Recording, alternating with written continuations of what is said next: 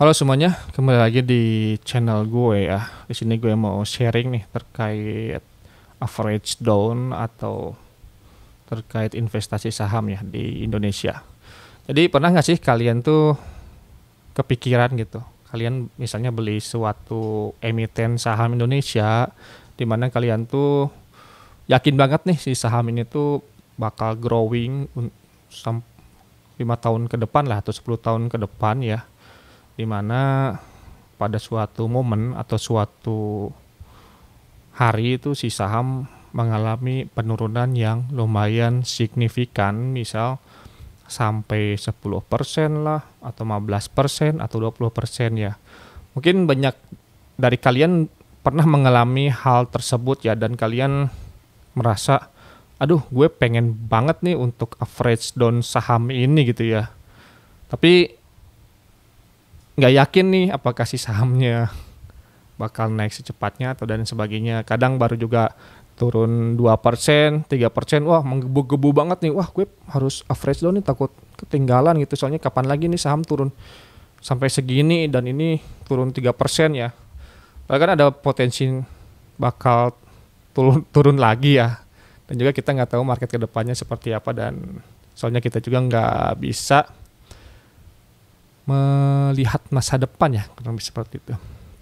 Nah, kadang itu juga yang terjadi di diri gue saat ini ya, dimana yang seperti yang kalian ketahui ya, gue itu saat ini lagi hold yang namanya tuh saham Bank Mandiri ya teman-teman. Oke, nanti di sini gue izin coba record aplikasi yang sedang gue develop ini ya, nanti bakal gue tampilin di sini atau di sini ya.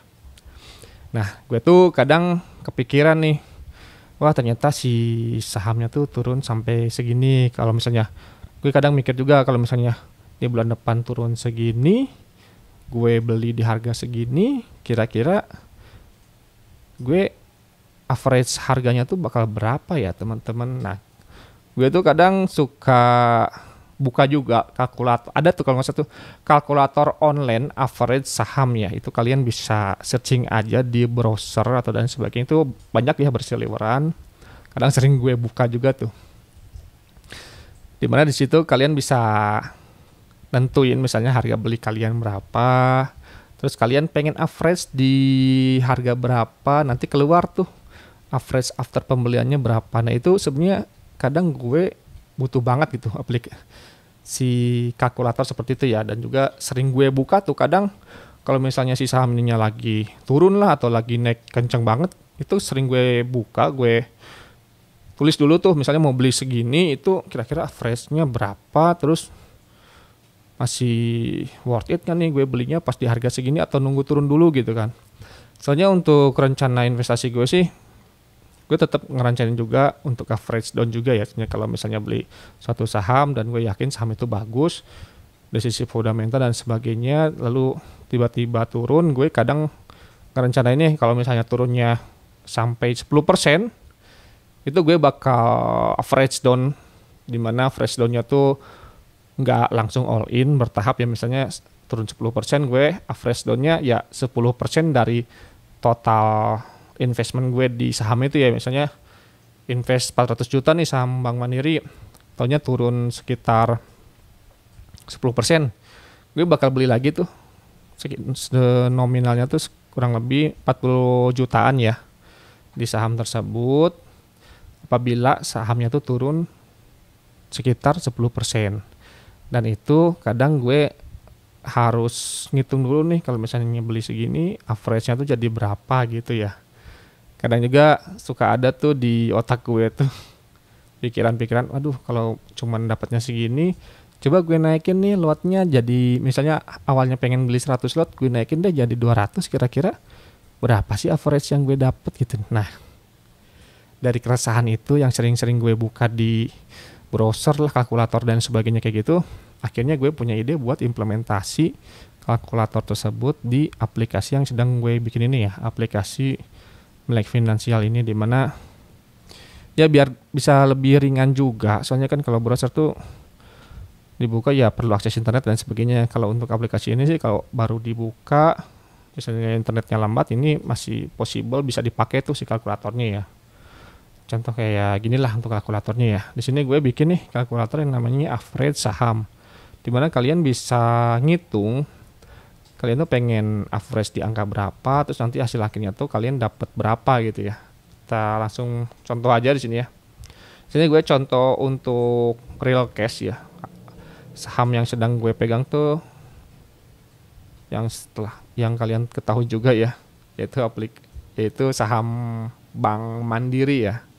Dimana untuk harga saat ini tuh harga average saat ini ya yang di Stockbit itu kurang lebih 499 nih. Dimana untuk lotnya itu ada sekitar 815 ya. 815. Nah untuk biaya pembelian awalnya tuh kurang lebih ada sekitar 407 juta ya teman-teman. Nah selanjutnya yang perlu kita masukin itu ialah pembelian berikutnya. Misalnya kalian pengen average down di angka berapa ya. Misal kalau gue kan untuk rencananya itu bakal average down kalau misalnya udah turun 10% lebih ya. Di sini gue coba masukin misalnya ini bakal beli lagi nih saham Bank Mandiri itu kalau misalnya harga satu saham atau satu lembar sahamnya tuh sekitar 4.500 ya. Dimana gue coba belinya tuh sekitar misal 100 lot ya. Nah kurang lebih untuk biaya pembelian berikutnya tuh sekitar 45 juta rupiah ya. Dimana kalau kita kalkulasiin, nah nanti keluar nih di sini nih average harga yang bakal kita dapat tuh after pembelian saham berikutnya ya. Itu sekitar 4.944 ya.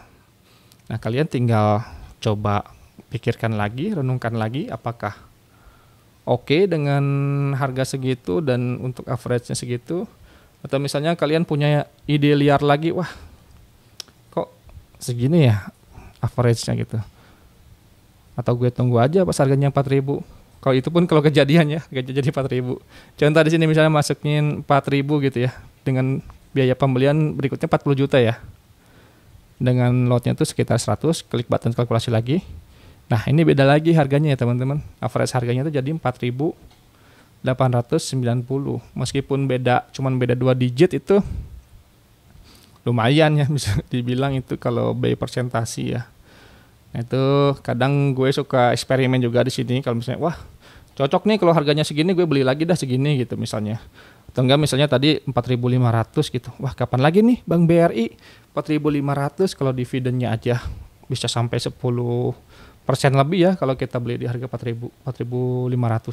Jadi misal gue pengen coba all in deh jual kolor bapak atau siapa gitu. Dimana gue masukin nih 4.000 lot ya. Dengan biaya pembeliannya itu sekitar 450 juta ya. Wow, besar sekali ya teman-teman. Kita coba kalkulasi. Nah, di sini dapatnya tuh average-nya tuh sekitar 4.724. Ini lumayan rendah ya. Nah, ini bisa kalian coba pikirkan apakah oke untuk beli di harga segini atau enggak ya, seperti itu. Kadang gue juga suka kayak eksperimen, kok harganya segini ya. Coba kita kurangin lagi misalnya di harga 4.000 kalau BMRI misalnya 4.000. Mana tahu nih ada isu politik atau apa gitu yang mengakibatkan saham Bank Mandiri ini tuh jatuh ke harga 4.000 ya. Dan di sini kita coba all in ya, masukin 1.000 lot, lalu untuk biaya pembelian berikutnya itu sekitar 400 juta ya. Kita coba kalkulasiin. Nah, kalau dikalkulasiin average itu sekitar 4.449. Teman-teman, ini udah harga paling oke menurut gue. Terus kalian dapat dividen yieldnya juga lebih dari 10% ya. Kapan lagi dapat dividennya 10% lebih, di mana saham banking yang terus growth-nya masih lumayan oke lah ya, 5% ke atas gitu ya, meskipun udah agak turun sekarang ya. Kalian tetap dapat dividen segitu 10%, dan dividen itu bisa dipastikan selalu naik ya teman-teman. Dalam tahun ke tahun itu tergantung dari kinerja si perusahaannya. Contoh misalnya untuk yang Bank Mandiri ini, kalau misalnya ke depannya BI itu menurunkan suku bunga, Bank Indonesia menurunkan suku bunga, itu lumayan ya untuk growth Bank BRI ke depannya itu pasti kenceng tuh, soalnya kan ekonomi bakal naik lagi, banyak orang yang minjem duit, terus dari sisi perusahaan juga banyak yang minjem duit ke Bank Mandiri, terus dari sisi retail banyak yang pengen beli rumah lah, terus minta KPR ke Bank Mandiri dan sebagainya. Nah itu lumayan menambah pendapatan dari bank tersebut. Soalnya kalau ditarik di 10 tahun terakhir mungkin, atau yang paling ekstrim di 20 tahun 15 tahun terakhir lah ya, dari Bank Mandiri itu bisa dibilang dividennya selalu tumbuh ya. Jadi jarang banget itu. Misalnya dividennya sekarang itu berapa ya? 4.600 misalnya dalam satu lembar saham. Tahu-tahu di tahun kelima turun nih jadi 200 lah. Kalaupun ada itu pasti ada yang namanya stock split ya teman-teman. Atau nanti 5 tahun ke depan harga Bank Mandiri itu 40.000 ya, stock split jadi 10 misalnya, dimana si dividennya tuh udah nyentuh 3.000 misalnya pas harganya 40.000 tuh ya. Kan stock split tuh jadi stock split 10 misalnya, jadi otomatis jadi 300 lagi ya, balik lagi 300. Nah itu ada kemungkinan seperti itu. Tapi kan dari sisi kita sebagai investor retail itu nggak akan rugi ya, namanya stock split gitu kan, pasti otomatis jumlah saham kita lebih banyak dan sahamnya juga lebih liquid ya, kurang lebih seperti itu. Nah itu salah satu fitur yang menurut gue lumayan kepake juga ya. Mungkin entah kalian yang suka sama nih habitsnya kayak gue, suka ngecek buat average saham, kalkulator average saham dan lain sebagainya, mungkin fitur ini bakal berguna juga buat kalian. Oke, mungkin cukup sekian untuk video kali ini. Kalau misalnya ada yang mau ditanyakan atau misalnya nambahin, ada saran nih buat dari kalian, misalnya Bang coba tambahin fitur ini dong, Bang tambahin kalkulator ini, gue sangat terbuka ya terkait kritik dan saran tersebut. Bisa komen aja di kolom komentar dan gue usahain bakal diimplementasi di aplikasi gue. Untuk aplikasi ini bisa dibilang 100% gratis teman-teman ya, dimana kalian gak usah mikirin apa ya, server lah lain sebagainya. Itu server mah jadi tanggung jawab gue aja ya, dimana biaya server ya meskipun gak murah-murah banget ya, lumayan juga, itu gak usah dipikirin, doain aja gue biar dapat rezeki, biar bisa dapat rezeki lalu bisa bayar si server tersebut ya, sehingga aplikasinya tuh gak mati lah ya, intinya seperti itu. Oke, mungkin sekian dari gue. Assalamualaikum warahmatullahi wabarakatuh. Terima kasih semuanya. Dadah.